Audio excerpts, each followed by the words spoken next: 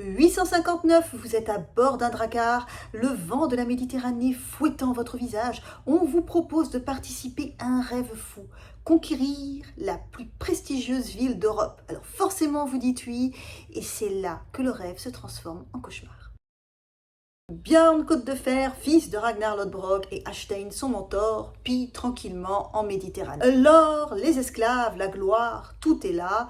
Sauf que Björn, lui, nourrit une obsession pour Rome. La toute-puissante ville aux richesses insolentes hante ses pensées depuis trop longtemps. Alors, peu importe comment, il doit la prendre. Il s'en confie à Ashstein qui, forcément, est partant.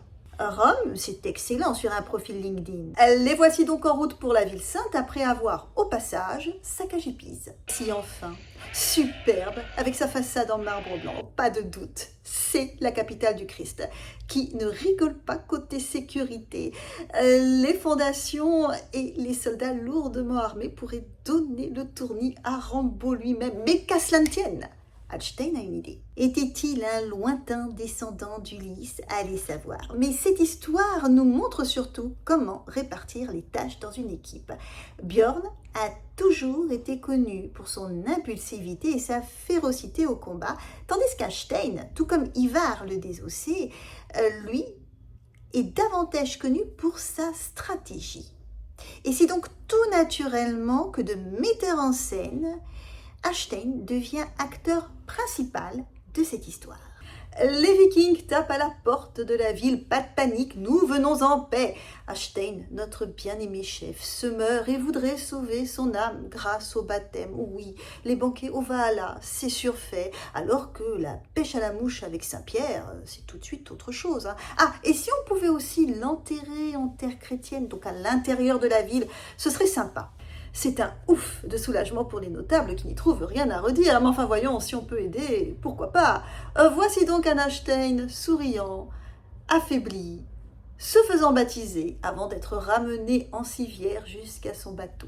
Ah, on lui souhaite forcément une longue vie, mais hélas, sans surprise, sa santé se détériore à la vitesse de la lumière. Et voici donc une délégation de Vikings larmoyants taper à la porte de la ville, suppliant qu'on enterre en terre consacrée leur leader et offrant de riches cadeaux. Forcément, en face, c'est un oui.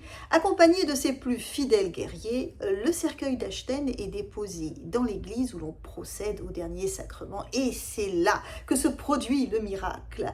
Le mort bondit hors de son cercueil avec son épée, Oxy l'évêque qui tenait encore la Bible dans sa main, tandis que ces hommes, eux, verrouillent l'église de l'intérieur pour y massacrer tout le monde. Plein de sang et de fureur, ils se frayent un passage à travers la ville totalement abasourdi, ouvrent les portes de la ville à Björn et ses troupes, et la suite, bien vous l'imaginez, c'est rapine et exaction en tout genre. Voilà, Rome, la plus prestigieuse ville d'Europe, est tombée.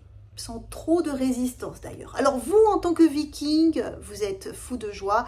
Ashstein, lui, jubile et ordonne aux survivants de s'agenouiller devant lui, le conquérant de la cité du Christ, Rome. Et c'est là que les choses vont vraiment se gâter. Un des habitants, vous savez, ce genre de personne qui ne sait pas se taire, fait remarquer qu'il y a méprise. Non, ici, c'est l'Uni. Rome est à 300 km. Sérieusement. Vous diriez, vous, à un mégalomane armé jusqu'aux dents qu'il a fait tous ses efforts pour rien, devant ses hommes en plus?